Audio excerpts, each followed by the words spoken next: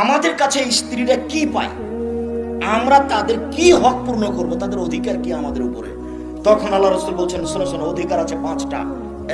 এক, আতেমা মাতায়ন্তা, তুমি যা খাও তা খাওয়াবে, যে মানের খাও সে মানের খাওয়াবে। 2, ফাকসুয়া মাক্তা সাইতা, তুমি যে মানের কাপড় পরো সে মানের পরাবে, তুমি যেমন পরো তেমন পরাবে। 3, অলা তুকাব্বে, কখনো বউকে কটু কথা বলো না। ভুলে যায়েন না, বউকে গালি দিয়েন না, বউকে গালি দিতে হয় না, মারতে হয় না, নিন্দা করতে হয় না। হলেও কখনো বলবেন না তোমার ঠোঁটটা মোটা। একবার ঠোঁট মোটা বললে 10 বছর আপনাকে ভালোবাসতে পারবে না। হলেও কখন বলবেন না তোমার রংটা কালো। একবার রং কালো বললে আপনার উপরে তার ভালোবাসা কমে যাবে। দিন রাত খালি প্রশংসা করবেন, বলবেন তোমার মতো সুন্দরী করে নারী দেখি না, তাহলে সারা রাত পাটি বেঁধার জন্য প্রস্তুত আছে। একটু প্রশংসার ভিখারি, মুখ খারাপ করিয়েন না। অন্য বাড়ি থেকে এসেছে, বাপের বাড়িতে